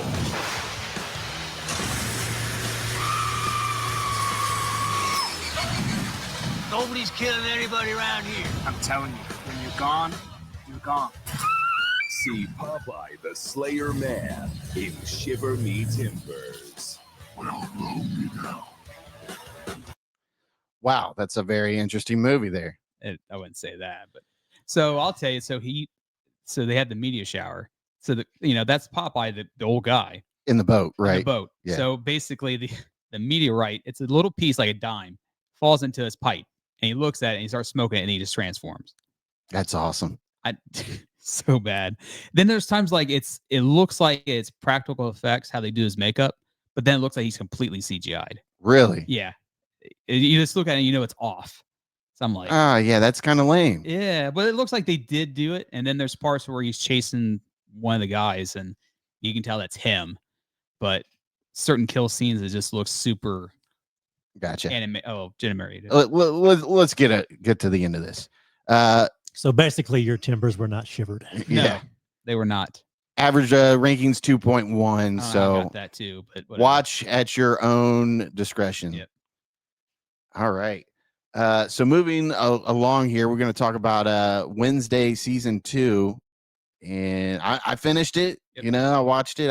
It took me a while to like get into it, but I mean, it was just okay. Yeah. It's nothing to write home about. I think it's a little bit more of season 1, I guess you could say. Nothing like out of the box. No, it's I mentioned it to you before. It's a lot of rinse and repeat with the story, the first half, but they needed kind of to do that to carry the part 2. Yeah. Of certain characters. But It really feels like they're setting it up to kind of branch out next season. yeah, which I do Which appreciate. means they'll cancel it now. Yeah. They'll cancel it. Yeah. Oh, it's gonna be different. Oh, get the hell I out don't of here. think they'll cancel it. That's a moneymaker for Yeah. Netflix. Well, it's just there's another story with the new principal, and we're kind of like, there's really no point of having that story, but I dealt with it because it's Steve Buscemi's in it. How many so- times can the principal be the villain? you That's know? what I'm saying. Like, just like what was it, Umbrella Academy? How many times the whole story is they got to stop from the world ending? Right. For 4 or 5 fucking seasons? No. It's like, come on, let's go a different route here. Yeah, like I mentioned, I did like that the parents were more in this. Yeah, So and Pugsley too. Yeah, Pugsley was a nice little addition. Yeah, I actually like Pugsley and the whole thing with him and the zombie and Yeah, stuff like that. Slurp. Yeah, I thought that was hilarious. Like, there's a zombie out killing people, and they're like, just it is what it is. Just you chain know? him up. He's fine. He's Yeah. just, he's just a little hungry. I like that they gave us like an origin story for Thing. Yeah, That was really cool. I really enjoyed that. Yeah, that was cool. You know, when they did that, I was like, oh shit. Yeah, one that it kind of threw me off too. Pugsley's roommate, which was one of the main characters from season 1, the kid who can control bees, but he can end up controlling insects. Right. He looks so drastically different. I didn't recognize him. He's Yeah. like taller, thinner out, braces, hair's all curly. I'm like, who the hell is this? I'm like, oh, that's that kid, because it's been so long. That and they brought back like everybody from the first season almost. They didn't bring back the one kid. I forget the reason why, but he's the one who can paint and he had visions. Yeah. There's a whole reason But why. I mean, they bring him brought back the dude that was the werewolf. They brought back Christina Ricci for the hide. yeah. Yeah. And so I mean, it was just like they just continued on from last season instead of really going in a different direction. It was okay. It was worth a watch. So I'm not going to tell people not to watch it. It had its fun moments. Yeah. I didn't see where there was anything, like when you talk about season 1, you talk about that dance scene. Yeah. To that song. And there wasn't anything that really stuck out like that in this season. Right. It just kind of felt like they were picking up on the momentum from season 1 and just giving people something to watch, obviously. Yeah. I wish they would have more Uncle Fester though. Yeah, dude. I'm hoping next season, because she rides off with Uncle Fester at the end, right? Yeah. And she rides off because she has to go find a certain person who's Right. one of the main people, which I do like. I like. I'm hoping we get a heavier dose of Fred Armistead. Is that his name? Yeah, Fred Armistead. Yeah. Armisen. There we go. Fred Armisen. I hope we get a steady, because he's really good as Uncle Fester. And it's so weird because So- I didn't recognize him when he initially played Uncle Fester. I'm like, oh, that's him, because he's just so drastically I different. genuinely like everybody that's casted in this show. And like I mentioned before to you, it's just at that point I was just like, I'm Tim Burton out, and then like I'm Jenna Ortega out. You really have to be in like that kind of to really watch spooky it. mood. And it seems kind of weird that they released it September. Yeah, August, instead of September. like October, I did appreciate having the 2 parts though. Yeah. It gives you time to, digest. And I really feel like what is wrong with these people at Netflix? Like they should have released this all through October and done 2 episodes every week. Like that would have been, they would have had people hooked the whole month of October and talking about it every week. But, then again, I get where, they've built their business model on the binge. So they're sticking with that 2-part binge thing. You get half the season here, half the season there. I'm not too mad about that. That doesn't really bother me as much, just because with, Stranger Things, we're going to get 3. Yeah. But I mean, each episode's almost an hour and a half. When's that coming It out? starts November 26th. Oh, wow. So it's right after Thanksgiving. Yeah. I mean, that'd been great for like Halloween. Too. Yeah, at least one part of it. Yeah. Like, see, they're missing something here. I just don't listen here. I don't have respect with Netflix ever since they will never give me a final season of Glow. You're I will. Mark Maron, man. Like I say, you got some Charlie Kirk anger when it comes to Glow, dude. It's bullshit. It's like I get all these like piece of shit shows, and I'm like, I don't have no interest in watching them, but I can't get a final season of Glow, which is fantastic. They should have at least given us a movie. Yeah, well, just like with just to wrap it all up for HBO. Yeah, like it got canceled, but they made basically a full movie, basically to wrap it up. Who's this now? What'd you say? Ladies Man. Ladies Man. The Ladies Man. Oh yeah, that is right. They did give us that movie at the end. So I'm like, at least they tied it together and finished it up. Yeah, but like I'm not saying like it was just okay for me. Yeah, I mean, if you like Wednesday, you're gonna love it. So, okay, moving on now, we're all gonna talk about the Conjuring, the Last Rites, and we went and saw it last weekend, PBS and I, and you saw it today. Yeah, what'd you think, Rob? So, it's your typical Conjuring movie, I would say. There's some good creepy stuff and possession.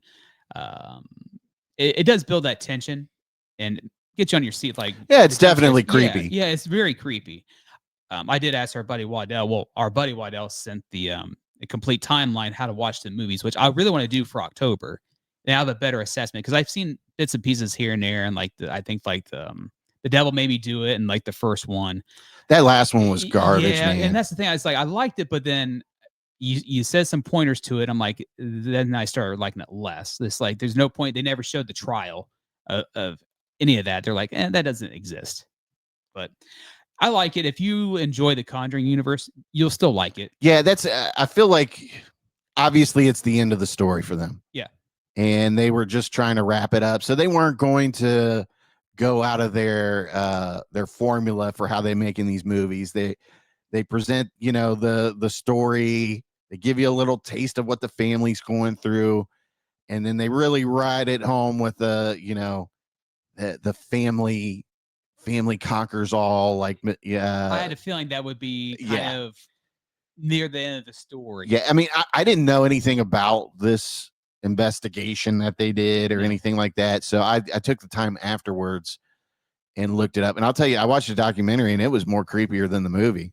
Just hearing them talk about it. It makes me want to watch more of the documentary. Yeah, just to hear about it. But I guess that was a big thing back in the 80s. That family was just, going out to the news and stuff like that to try to get some, and it helps too, whatever issue they were going through fixed. Right. And plus I really like, Patrick Wilson and Vera Farmiga. Like Vera. Yeah, I like them. I really do enjoy. Yeah, they're great really as those characters. Yeah. Is it better than the first? No. Is it better than the second?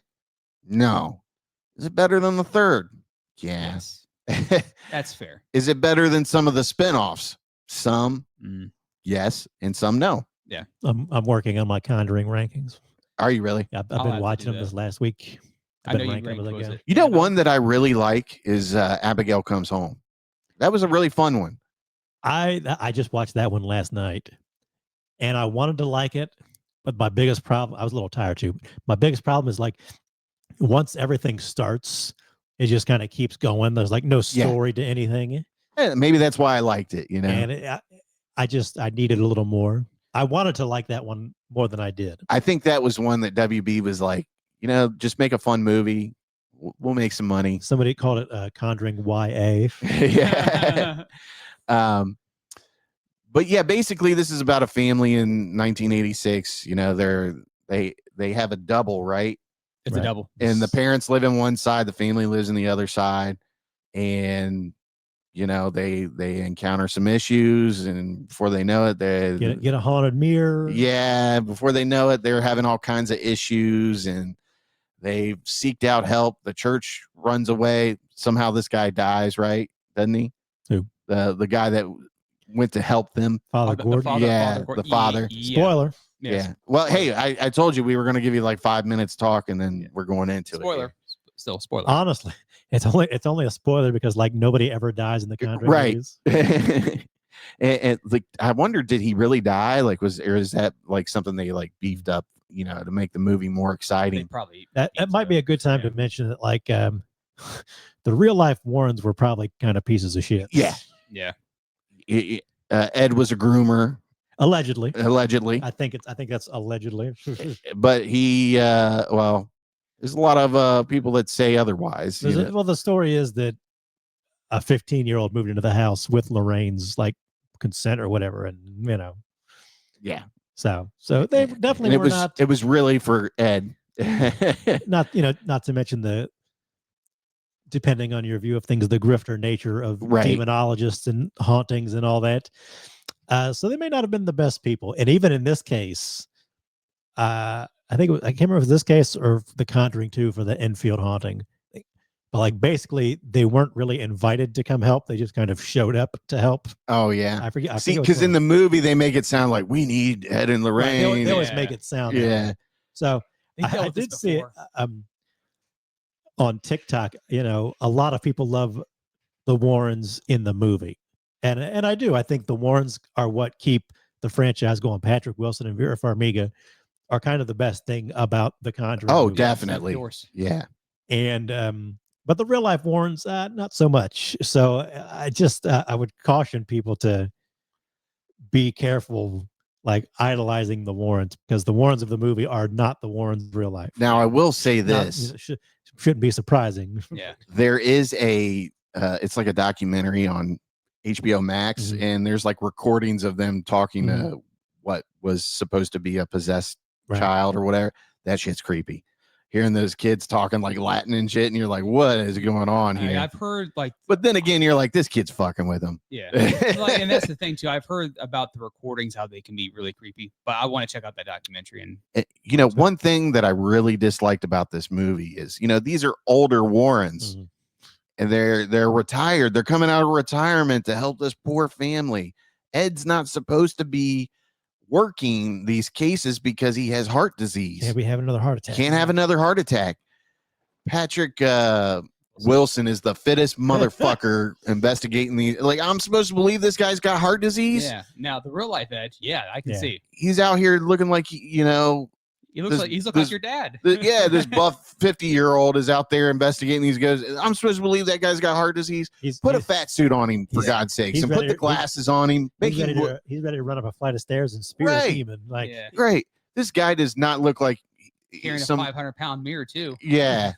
You look at the pictures of Ed when he was older. He's got some weight on him. He's got glasses. Like, they could have aged them up a little bit to make it more appropriate for the movie. Like, Vera's still hot. I mean, what the fuck? Yeah, I like that they had their kid was older, but I don't know if that was part of the real life deal where she was seeing premonitions and went to the family or whatever. I just don't know. But we had talked about it after we got done with it, and you made a good point. You were like, I wish they would have just gave us more of the family dealing with the haunting. And less of the Warrens. Like, I think that would have been a lot better too. This is assuming this is the last Conjuring movie. This is the only Conjuring movie I've seen in the theaters, and I haven't watched the first or second one in at least 5 years. So now that I'm revisiting them, this movie very much sticks to that formula, and the formula is you've got a haunting or whatever of a family, and you kind of cut back into the Warrens. Maybe you cut back into a story of like a larger story arc for the series, and then you kind of cut back to the family, and eventually the Warrens show up. I feel like it always takes a little too long for the Warrens to show up. There's always a little too much filler, at least in the last couple. And I wish they'd have fixed that a little bit, but it is basically the Conjuring formula is this movie. And I would have preferred, because I like the whole vibe of the Smurls. We never really find out like why the one daughter is sort of the one that gets sort of picked right to have all this stuff happen to her in a way. Well, it's because she looked in the mirror or whatever. She touched the mirror, and we never kind of they always make it a big deal, like the demons latch on to people who are vulnerable or whatever. We never kind of find out why the daughter or anything. So I would have liked more of the family and a little less of the Warrens. Like the opening is kind of good, but do we need the birth of the daughter and the demon thing? Like, we could have just said that or had a flashback to it. Yeah. So I definitely wish the movie was shorter and maybe had more of the Smurls, but they had to do it because this is the last, even though it's made a ton of money, I guess. They had to give them their proper send-off. Right. Yeah. Go big or go home. But of course, as always happens with these horror movies, with the last one, they always make a ton of money. So will it be the last one is the question. Well, they're already saying that they're going to do a TV series. Yeah, TV series for Max. Streaming series. HBO Max. Are they going to have same no, I think it's going to be like younger people. I haven't heard so like about Supernatural, what it's supposed to be. Yeah, who knows? Because I don't see them doing it because I think they're done in those roles. I think that's kind of what happened. What has happened? Like they've wanted to kind of be done with it or whatever. They've got other stuff they want to do. But like I said, they are kind of like the heart and soul of the Conjuring universe, and that's always sort of the Warrens don't really do anything when they show up. Yeah. Other than like, oh, we've discovered the demon's name and that'll do it. And that's even kind of what this one's about in a sense. But the whole thing with the Warrens is like, we found our family, we found our people, we love each other, and that's the love is the hero of the stories in a way. I knew that they were gonna. I just knew how the movie was gonna end because if you know anything about the Warrens, and again, spoiler alert here, if you're not listening, turn it off and come back after you've seen it or skip ahead. But they introduce his daughter's boyfriend, and you just know, like at the end, that he's gonna give him the keys to the museum that they have because he was, there for a while. He was giving tours in their house, and they had to stop because neighbors were complaining about the traffic and stuff. But it's like we were talking, and like there's a scene at the end where the son-in-law and Ed are trying to get the mirror under control or whatever, and the mirror's got the son-in-law pinned down, and Dude. And I'm like, who in their right fucking minds would marry this girl after that- almost being decapitated by a possessed mirror? Yeah. We talk about like you get into like a family squabble, and she's like, you never take me out to dinner anymore. I'm like, oh, I'm sorry. Maybe it's got something to do with the ghost that attacked me last night. Yeah. Like You're trying to kill me. you don't love me anymore. I know. I only I fought don't- a demon for you. I don't ever want you to question my undying love for you because I almost died for you. Honey, can you get out there and mow the lawn? I don't know. Can you get rid of the possessed doll that Yeah. haunts my waking moments? How about we hire somebody because you fucked up my leg after you tore off like 5 layers of skin and about broken it in half when it Right. landed on me. I was like, I couldn't watch. I was like, oh, because it Yeah. kept scraping. I was like, fuck me, dude. There's some really good parts in it that make you cringe, and It's Yeah. it's a totally okay horror Yeah. movie to go have a About a nervous 2 hour breakdown time. when that fucking dog got picked up and slammed against the. oh yeah, dude. I was like, oh, what the fuck? When they did that, I was like, no, they didn't fucking do that with the dog, And I guess that was a real thing that happened. I didn't know. They that. said the dog got thrown across the room or some shit. It's like, I'm like, you should okay. have known when that dog, when you open that fucking mirror, that dog going crazy. I'm like, okay, Need get it like out. Yeah. That dog sees John something. Wick Ghost Hunter. Yeah, no. First up, you better call in this the Winchesters and How John about Wick. the telephone cord scene?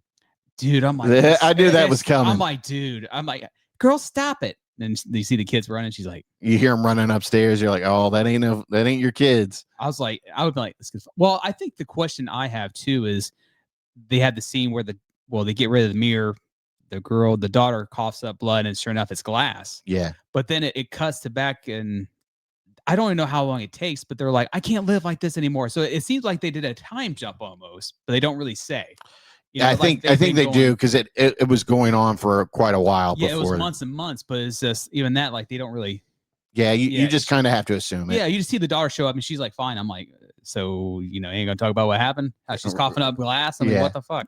So that just shows you the difference in America in the last 40 years. Because that happened today. Like we ain't going to no hospital. I cannot put I can't afford it. regurgitating ghost mirror glass on this health insurance form because it won't cover it. It Well, will be. It's like we talked about, like what a time of the signs like this. How many kids did this guy have? I had like 4 or 6 kids. It's 8 people in the house, but four girls. The wife didn't work.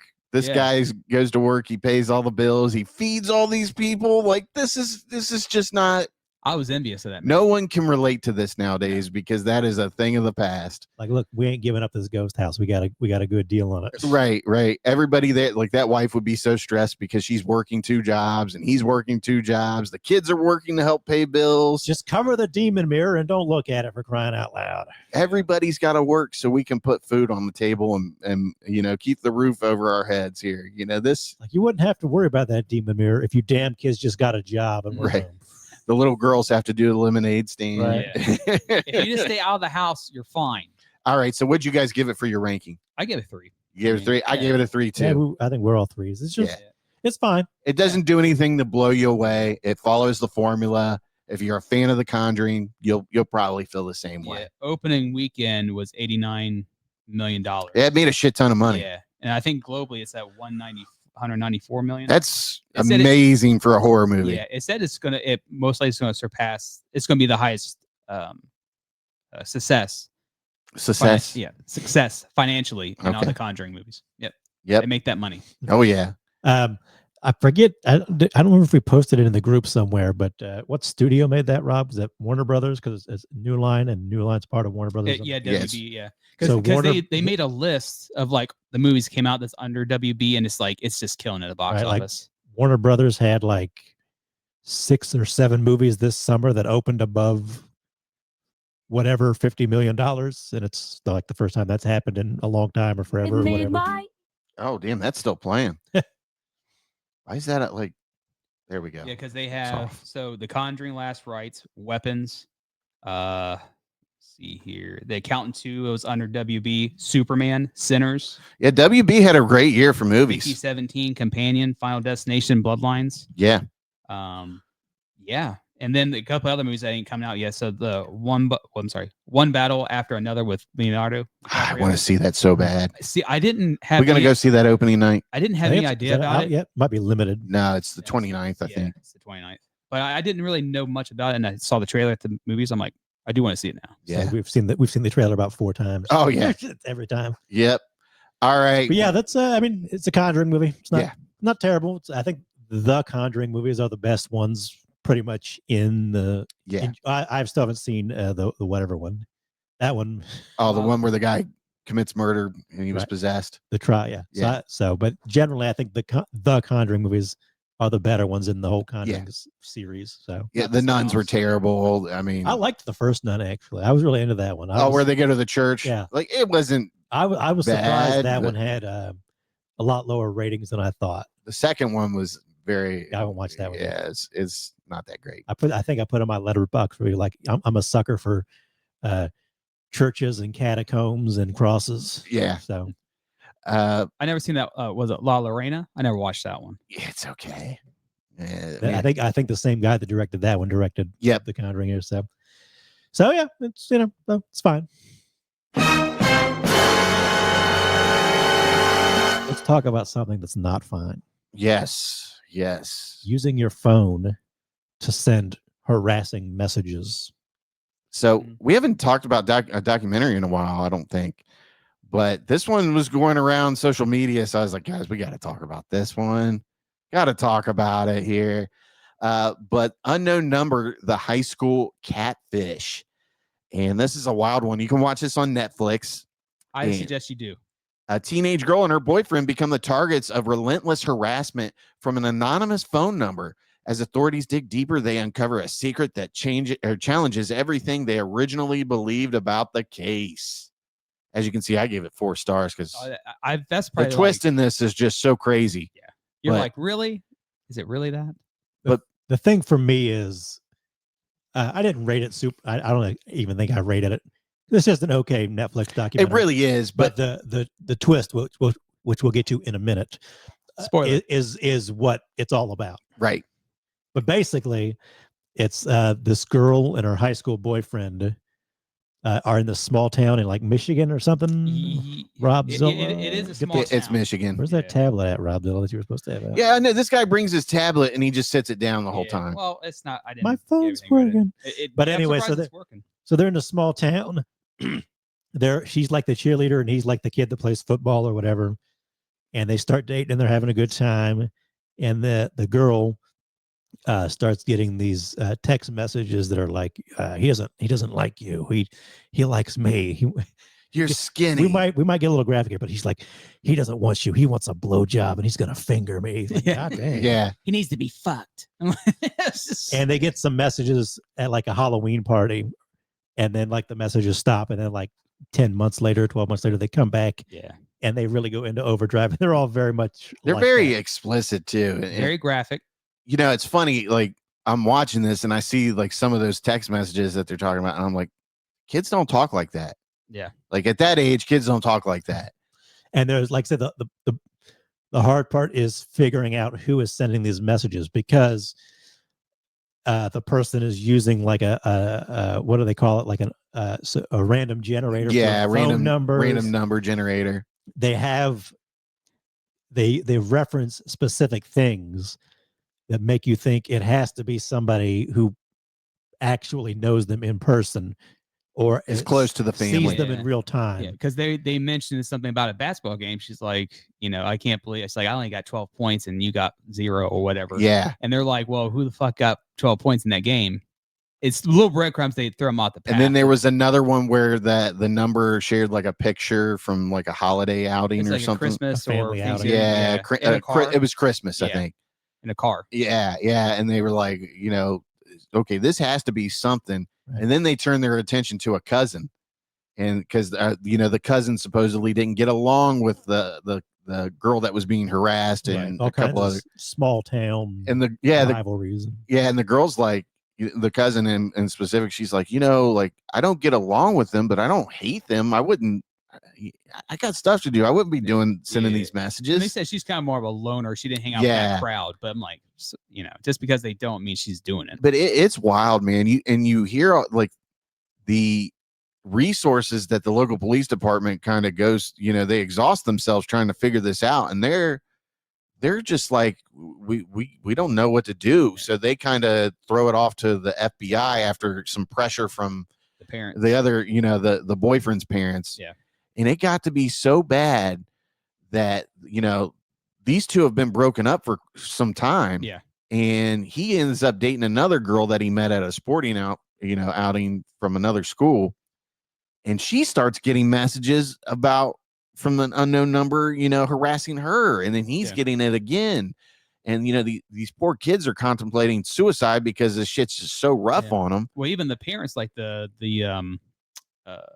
boyfriend, like, she's like broken down in the office. You can see I think it might have been body cam footage maybe, but she's breaking down crying. She's like, I don't know what to do. She's like, you guys need to fucking figure this out. Because at this point, it's just causing too many problems. She's like, I'm exhausted. My kid's exhausted. Everybody is hurting from this. And you got the moms trying to do like their own, kind of getting into their own investigation. Yeah. Going after everybody. Which can only end terribly, if we're being honest here. Trying to go into the school and interrogate people themselves. That's what the principal says. He's like, you can't be going into the school and interrogating people. Right. They're like, you need to let us. Yeah. Well, you're not doing your job, so I'm doing it for you. Very, very Karen kind of mom. Yeah. But again, if somebody was sending those messages, you would be right in there saying the same shit. 100%. Well, even with the principal, what he said with those text messages, he's like, it made me blush. He's like, what cute kids talking like that? I was trying to find some of these text messages, but I couldn't find a thing of. Um, I took a picture of one. I think I deleted it already. One of my favorites because it was just so wild. It's so wild, man. Like one was like, he don't want your like no ass having anorexic bitch or whatever. Yeah, it was crazy. It's bad.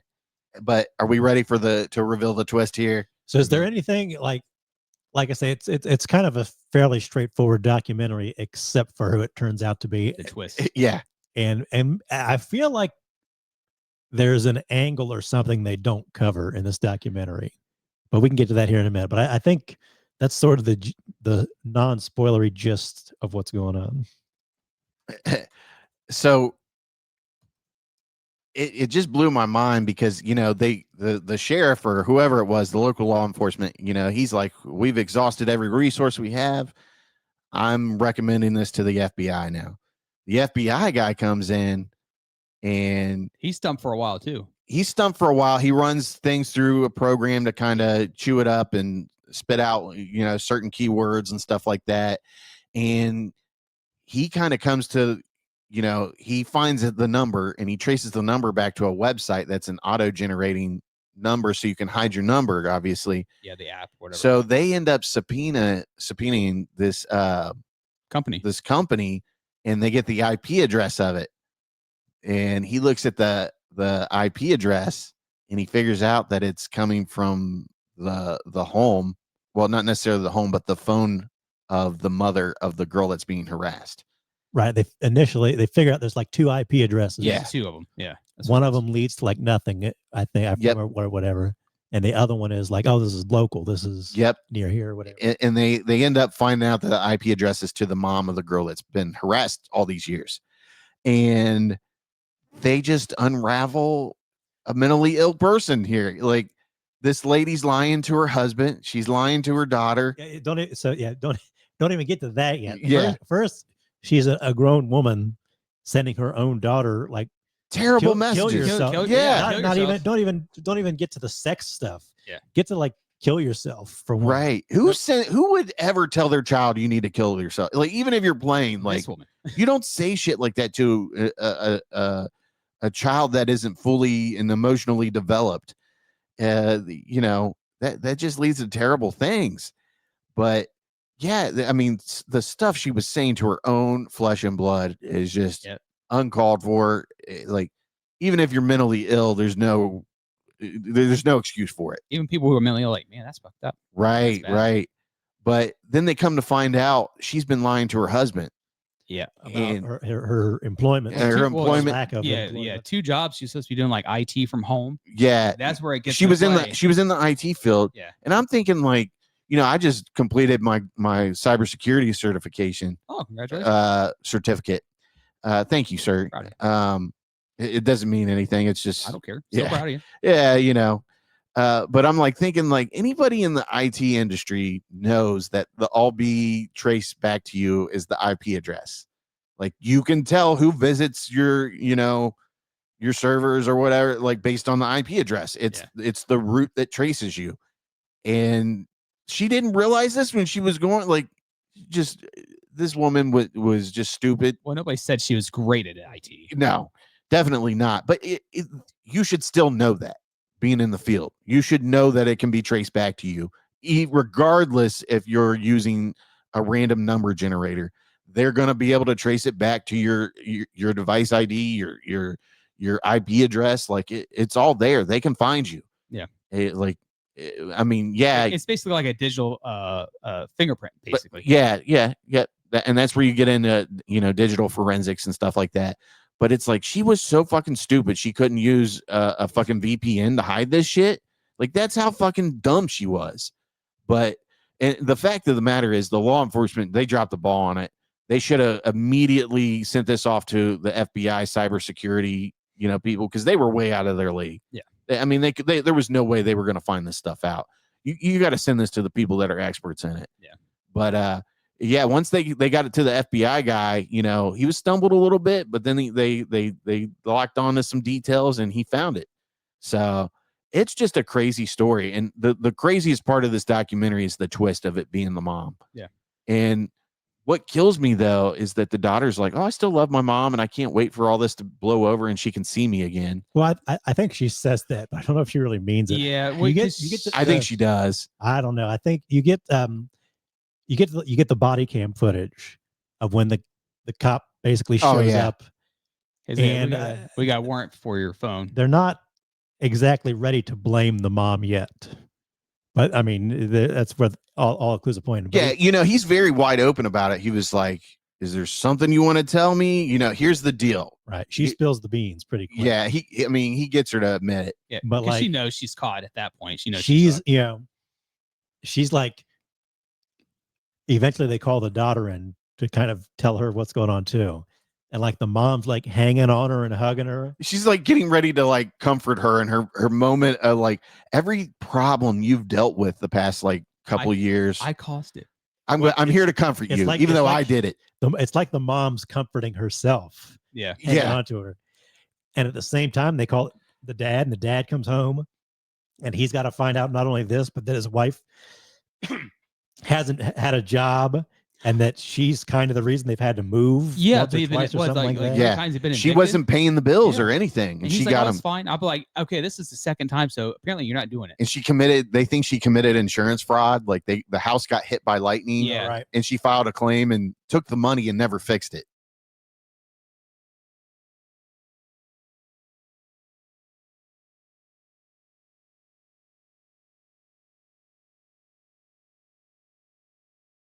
Let's go fix that. All right, there we go. We're good. I wonder how long it was like that. Just for that second there. Okay. Your browser has lost connection. Oh, okay. Well, whatever. We'll just add the audio onto it. So it's kind of wild, like you say, just like her holding on to her daughter. And then of course, obviously the mom is involved in the documentary, which is kind of weird too. But who participates in this documentary after you've done something? And then keep a straight face while you're doing it till you get the right reveal. Like and that we'll get to this in just a second. That kind of adds to some of the weirdness of this documentary. But like I said, at the same time, the mom's doing that. She's hugging on the daughter. She's calling the daughter from jail, and the daughter's accepting the calls. It's still her mom in a way. She probably was you would think she's probably just so shocked that she don't really had to process it as well because she's a kid. I'm sure she doesn't want to totally cut the mom out of her life. But after something like that, I think maybe you have to. But the mom's also trying to justify it too. Yeah. Like the mom said she was abused or whatever when she was younger. Yeah, she said she was like raped or something. Yeah, I was about to say they didn't go full detail. She didn't mention it, but it wasn't like Well, even when she was it's younger, it's too. funny how those excuses come out after Yeah. you've been caught and Yeah. your behavior is so demeaning. Like it's like, oh, I now know that I'm mentally ill. Right. Like you didn't think you were mentally ill and you were sending your daughter these foul Well, messages. another thing what she did too is that she's trying to say she never started it. Yeah, but she's she continued bullshit. it. I'm like, there's no way. She No started way. that Yeah, shit. Yeah. Because she was like, well, the first two messages weren't me, and I just kept it going after that. But the idea, part of her excuse is like she was sort of protecting her daughter somehow. Yeah. Okay. From Well, she's protecting her. She basically wanted her daughter to need her, is what it was. Yeah.